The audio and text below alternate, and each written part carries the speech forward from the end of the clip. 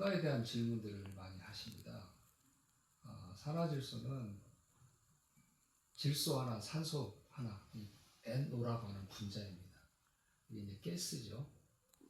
그래서 우리가 흔히 알고 있기는 산화질소는 가스고, 이 가스가 대기 중에 많이 있을 때는 호흡기에 문제가 되기 때문에 밖에 돌아다니지 말라고 하거든요. 1988년도에 과학계에서 이상한 것을 발견하게 됩니다. 우리 인체 내에 우리가 유독하다고 알고 있는 산화질소가 있다는 거예요. 그래서 우리 몸은 자기한테 필요하지 않는 물질을 만들지 않습니다. 그래서 과학계에서 관심을 갖게 된 겁니다. 산화질소가 왜 있을까? 이게 어떤 역할을 할까? 그래서 92년도에 세계적 권위가 있는 잡지인 사이언스지에 올해의 분자로 이 산화질소가 발표가 되게 됩니다. 많은 과학자들이 연구 끝에 1998년도에 루이스 이그나로 박사를 비롯한 3명의 과학자가 노벨 생리학상을 받습니다. 이 산화질소는 인류가 연구한 단일 물질 중 가장 오랫동안 연구되어 온 물질입니다. 우리가 질병의 사망 원인을 보면요, 크게 두 가지로 나눌 수 있습니다. 하나는 혈관이 좁아져서 생기는 심혈관 질환입니다. 또 하나는 림프순환 장애, 즉 면역에 관한 문제입니다. 심혈관 질환으로 가장 많이 사망률이 높은데요. 이게 대표적인 질병이 이제 심장병이나 뇌출혈 뇌졸중이고요. 면역 질환, 즉 림프순환 장애로 생기는 건 암입니다. 이 과학계에서 이 사망 원인을 줄일 수 있는 물질이 뭔가, 이걸 궁금해서 찾아봤더니 그게 산화질소라는 거예요. 이 산화질소는 혈관을 확장하는 기능을 합니다. 혈관을 확장시키면 혈액의 양이 늘어나겠죠. 우리가 혈액의 양이 늘어나면 두 가지가 반드시 따라갑니다. 하나는 면역세포가 따라갑니다. 우리가 1차선의 도로보다는 2차선의 도로가 차량의 흐름이 원만하잖아요. 좁혀져 있던 혈관이 이완되면 혈액의 양이 늘어나면서 면역세포가 많이 가게 되는 거죠. 그래서 세균과 바이러스에 직접적으로 대항할 수가 있고요. 또 몸속 구석구석까지 충분한 양의 산소와 영양분을 공급하게 됩니다. 또 하나는 이 혈액을 따라서 가는 게 뭐냐? 체온이 올라가게 됩니다. 우리가 나이가 65세가 되면 우리 몸의 혈관의 50%가 유령 혈관이 됩니다. 즉 고스트 혈관. 너무 좁아져서 혈액이 흐르지 못하게 됩니다. 이걸 우리가 체열 진단기라는 사진으로 찍으면 혈관이 보이지 않습니다. 순환이 안 되니까 파랗게 나오는 거죠. 그러면 이 모세혈관에 붙어 있는 모든 세포들이 물질 교환이 제대로 안 되는 거거든요. 이 물질 교환은 뭐냐면 산소와 영양분을 세포에 전달해 주는 거예요. 그리고 노폐물과 가스를 빼내는 거죠. 근데 이게 제대로 되고 있지 않으니까 우리 세포가 병들어가게 되는 겁니다. 이걸 다른 표현을 하면 염증이죠. 또 세균과 바이러스에 대항을 잘 못하게 되는 거죠. 이렇게 좁혀져 있던 혈관을 산화질소를 먹게 되면, 산화질소를 보충해 주게 되면 30분 이내에 젊었을 때처럼 정상 혈관으로 돌아오는 걸 과학적으로 볼 수가 있고 이미 증명되어 있습니다. 첫 번째는 산화질소는 혈관을 확장하더라. 두 번째 기능은 혈액을 정화합니다. 이 흐르는 피가 우리 인간의 혈관을 한 줄로 쭉 있으면 약 12만 8천 km 정도 되거든요. 근데 이게 한 번 순환하는데 1분 남짓밖에 걸리지 않습니다. 굉장히 빠른 속도로 순환을 하게 되는데 이 순환을 하면서 수많은 물질 교환을 이루어지게 되는 거거든요. 그런데 이 피가 끈적끈적하면 어떻게 되겠어요? 마찰열에 의해서 스크래치가 생기게 되는 거죠. 그럼 우리 몸은 이 스크래치가 나면 찢어진다는 위험성을 느끼기 때문에 떼우는 거죠. 이 떼우는 거를 중성지방이 하는 겁니다. 그 떼우는 거를 또 닦아내는 일을 HDL이라는 우리 몸에 있는 물질들이 하는 거죠. 그래서 산화질소의 첫 번째 기능은 혈관을 이완시켜서 혈관을 확장시킨다. 두 번째 기능은 혈액을 정화시킨다. 또 한 가지 기능은 인체의 항상성을 유지하는 겁니다. 우리는 이제 교감신경과 부교감신경이 있죠. 이 부교감신경과 교감신경을 조절하는 조절자입니다. 또 하나는 산화질소를 이야기하면 위험하다는 얘기를 합니다. 우리가 이제 산화질소 세 가지가 있는데요. 신경세포에 작용하는 뉴런, 즉 NOS, 여기 NOS는 산화질소 전환 효소를 얘기하는 겁니다. 그 다음에 혈관을 확장시키는, 즉 혈관을 이완시켜서 혈액순환을 도와주는 ENOS. 그 다음에 우리 몸에 염증이 생겼을 때 생기는 INOS라는 세 가지가 있습니다. 자, 신경세포의 산화질소가 부족하면 어떻게 되겠어요? 시그널 전달이 제대로 되지 않으니까 수많은 뇌질환 장애를 겪게 되는 거죠. 얘는 소량만 있어도 되는데 우리 뇌는 천조 개의 세포가 있거든요.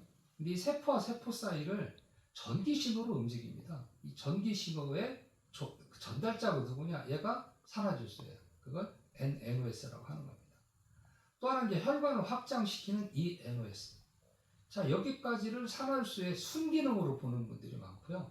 그 다음에 우리가 우리 몸에 세균이나 바이러스가 침투했을 때 내 몸을 지키기 위해서 우리 세포 내에서 내놓는 아이노스라고 하는 염증성 산화질소가 있습니다. 제가 이것을 세상에 발표하니까 이 염증성 산화질소 때문에 산화질소가 위험하다라는 공격들을 많이 했습니다. 심지어 소비자단체 9군데를 연합해서 동원을 해가지고 마치 휴먼원에서 생산하는 제품이 발암물질인 양 호도하고 식약처에 가서 성명서를 내고 언론을 통해서도 내고 자기들 학회에서 이게 발암물질이라고 막 공격했습니다.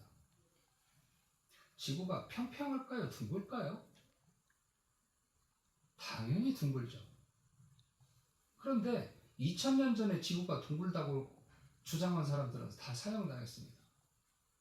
갈릴레오조차도 현장에서 사형당하기 전에 지구는 둥글지 않다라고 이야기하고 살아납니다.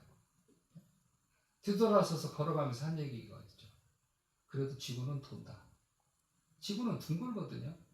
이 산화질소의 위험성, 아이노스가 위험하다 발암물질이라고 주장하는 사람들은 구석기 시대에 살던 사람이에요. 그 당시에는 지구가 둥글다는 걸 몰랐고요. 구석시대에 총을 어떻게 알았겠습니까? 비행기를 어떻게 상상이나 했겠습니까? 무지가 죄는 아니다고 저는 생각합니다. 무지는 죄는 아니다고 생각하는데. 그런데 어떻게 보면 우리 건강을 책임지고 있는 전문가들, 의사나 약사나 한의사, 또 대체학을 하는 분들, 또는 식품 과학을 하는 분들, 이 수많은 사람들이 알고 있는 진실을 호도하면 안 되는 거거든요. 그래서 전문가가 알고 있는 것을 덮으려고 하는 것, 저는 이건 범죄 행위라고 생각하는 사람입니다. 산화질소는 신경세포에 필요하고 혈관을 이완시켜서 물질 기환을 하는데 필요하고, 그럼 우리가 위험하다고 생각하는 아이노스, 이게 위험하지 않다는 게 이미 다 밝혀졌거든요. 이 아이노스는 면역세포에만 있습니다. 우리 면역세포는 뭘 하는 거죠? 세균이나 바이러스를 없애기도 하고 암을 예방하기도 하고 수많은 자가면역 질환을 예방하기도 하고 치유하기도 합니다. 그럼 이 아이노스는 어디에 있어서 안전하냐? 면역세포에만 있습니다. 이 면역세포는 시포라고 그래가지고 이렇게 들어와 있어요. 그래서 이 안으로 세균이나 바이러스, 또 우주를 해치는 각종 산화 스트레스를 데려다가 소화시키는 소화기관이 있는 겁니다.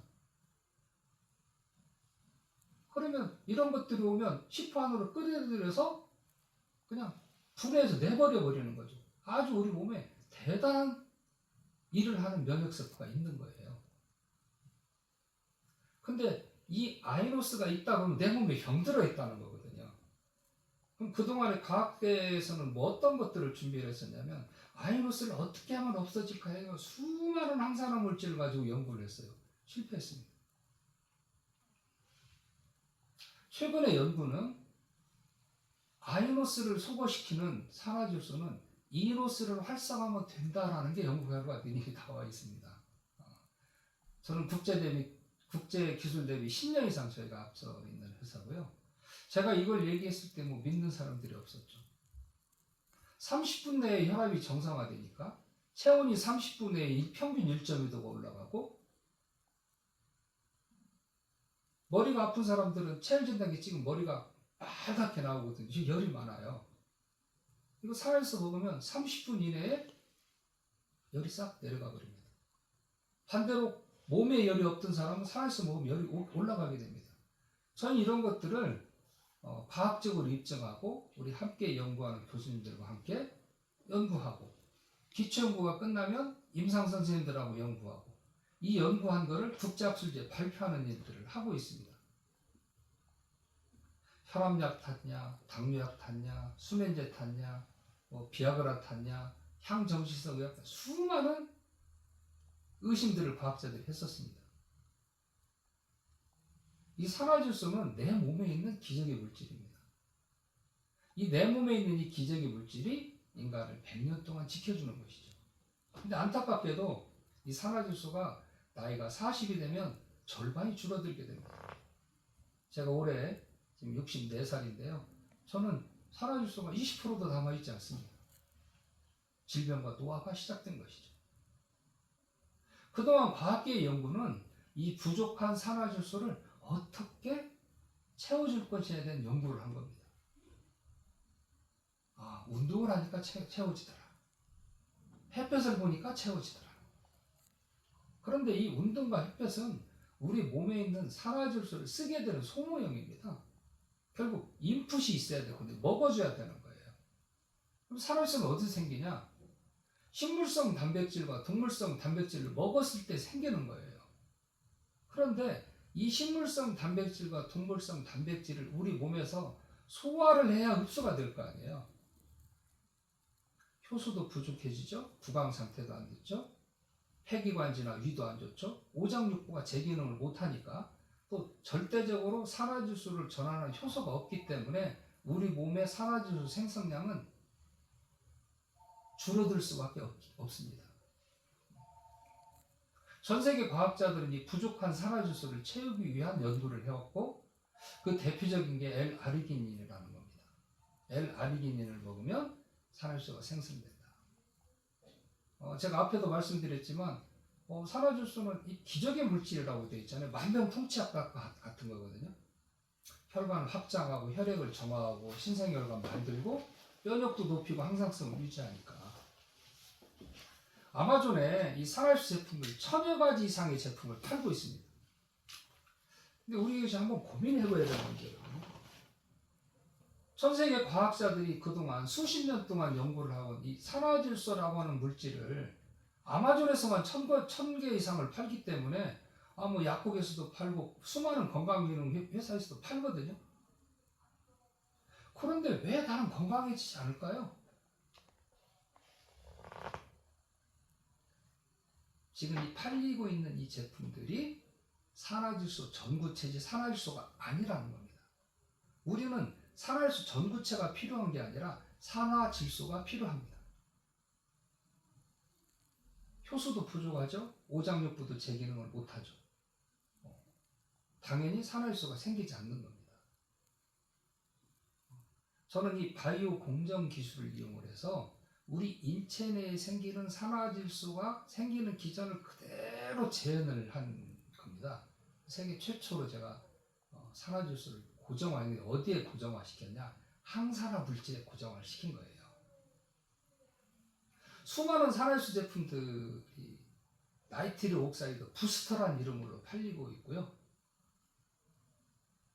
나이트릴 옥사이드가 생길 수도 있고 안 생길 수도 있다는 얘기예요.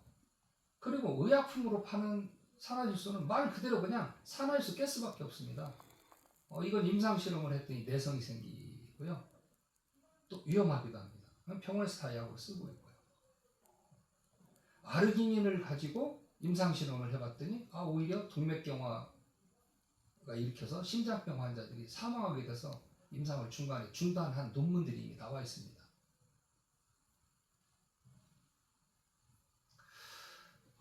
저는 끊임없이 산화질소를 연구하고 요즘 잘 아시는 대로 근거 중심의 시계학이 아니면 쳐다보지 않는 시대가 돼가고 있거든요. 근거 중심은 뭐냐?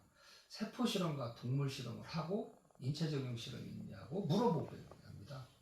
저는 지금 이제 국내를 넘어서 미국과 중국에 저희 지금 법인을 설립하고 있는데 미국에 있는 투자자들, 중국에 있는 투자자들 가서 이 펀드 매니저들을 만나면요, 저한테 물어보는 게 임상 논문을 있으면 내놓고 얘기합시다. 동물 실험은 안 보겠다는 거예요. 왜? 동물과 사람 다른 동물 임상에 좋다는 수많은 것들이 사람한테 나오지 않는 거죠. 우리 지금 항노화 시장이 5천조 정도 된다고 하거든요. 그런데 전 세계 어디에도 과학적으로 입증된 항노화 제품이 없습니다. 우리는 이게 질병을 예방하고 치유하고 치료할 수 있다는 것을 과학적으로 입증하는 일을 하고 있는 회사고요. 지금 국내 4개 종합병원과 12개 대학 교수님들이 협연하고 있습니다. 저희가 이제 갱년기, 여성들의 갱년기 증상에 대한 임상, 그 다음에 뇌혈류, 경동맥, 체온, 고혈압 등에 대한 임상을 해서 이미 국제학술지에 발표를 했고, 현재 무릎 관절염, 그 다음에 경두인지장애 치매 전 단계죠. 경두인지장애 환자를 대상으로 2군데 종합병원에서 부산 양산병원하고 건국대병원에서 임상실험을 지금 진행하고 있습니다. 이걸 다기관 연구라고 합니다. 취약체에 처음에 허가를 안 해줬어요. 왜냐하면 저희가 실험을 경두인지장애 환자분 대상으로 우리가 개발한 제품하고 약하고 비교 실험을 하거든요. 이 도네피질이라고 하는 약이 경두인지장애 환자들한테나 치매 환자들한테 처방하는 약들입니다. 여러분 잘 아시겠지만 치매 예방약은 아예 없고요. 치매를 치료하는 약도 없습니다. 재작년에 네덜란드의 암스테르담에서 치매약에 대한 컨퍼런스가 있었는데요. 이때 지금 가장 앞서 있는 치매약이라고 발표한 게 뭐냐면은 치매 환자를 100명을 대상으로 임상을 했더니 약 37명의 치매 속도가 좀 더뎌지더라. 진행 안 되는 건 아니고 더디게 진행되더라는 게 이 약의 결론이에요. 그런데 한쪽으로는 사망률이 늘었습니다. 우리 그 수많은 서플리먼트들이 있는데 과학적으로 입증된 그 서플리먼트들은 천연 제품입니다. 우리가 식품으로 해결하는 거지 케미칼로 하는 어떠한 증거도 없다는 게 지금 최근 의학적 결론들이고요. 미국의 그 국립보건원 산하에 그 USPSTF라고 하는 이게 이제 우리말로 그 해석하면은 미국 질병예방위원회라는 데가 있습니다. 여기에서 우리 지금 시중에서 팔리고 있는 그 소위 그 서플리먼트들, 건강식품이라는 것들에 대한 비교 분석을 해서 발표하게 돼 있는 미 의회에서 설립한 별도의 민간단체입니다. 이게 국립보건원 산하에 있습니다. 여기에서는 이제 A등급에서 또 D등급까지 발표를 하는데요. A등급은 먹어야 된다. B등급은 약간의 효능이 있다. C등급은 가치가 없다. D등급은 안 먹는 게 좋겠다. I등급은 연구할 가치가 없다. 이렇게 지금 발표하는데 인터넷을 통해서 여러분 한번 보세요. 우리가 먹는 종합 비타민이 사망률이 올라가네요. 오메가3 사망률이 또 올라가요. 비타민 D도 너무 과용하게 처방할 필요 없다는 거고요. 아스피린도 65세가 넘으면 처방하면 안 되겠다. 콜레스테롤 약을 먹으면 안 된다. 특별한 경우 당연히 먹어야겠죠. 이런 것들이 지금 거기서 막 발표되고 있거든요. 과거에는 이런 것들을 상쇄시키기 위한 제약회사의 노력들이 많이 있었던 걸로 압니다. 제가 생각할 때는. 근데 지금은 인스타나 유튜브에서 이런 그 정보들을 감추지 못하게 계속 발표를 하고 있거든요. 그런 것들을 보는 수많은 이제 유저들이 있으니까. 그래서 어떻게 보면 이제 이 건강식품을 먹고 이런 분들이 보면 먹을 게 없어진 세상이 된 거예요. 저는 우리가 먹는 건강식품은 자연으로 돌아간다고 생각을 하는 사람입니다. 제가 이제 저희 브랜드가 천연 서약이라고 되어 있는데요. 이 천연 물질만 쓰겠다고 서약식을 한 거고, 이 식품을 가지고 반건강인한테 도움 주는 일을 저는 하고 있습니다. 다시 한번 제가 말씀드리면 모르는 건 죄가 아니죠. 전문가들이 새로운 기술을 배우지 않으려고 하는 것, 공부하지 않으려고 하는 건 문제고요. 그 새로운 기술을 덮으려고 하는 건 저는 범죄행위라고 생각하는 사람이에요. 저는 이 기술의 우수성을 끊임없이 알리는 일들을 수많은 닥터 선생님들, 기초 선생님과 임상 선생님들을 통해서 하기 위한 노력들을 하고 있고, 이게 이제 국내 연구를 넘어서 지금 글로벌 연구, 미국과 중국, 그리고 또 다른 나라들의 연구 협업을 통해서 좋은 제품을 만들어서 세상에 보급하자 하는 일을 하고 있습니다.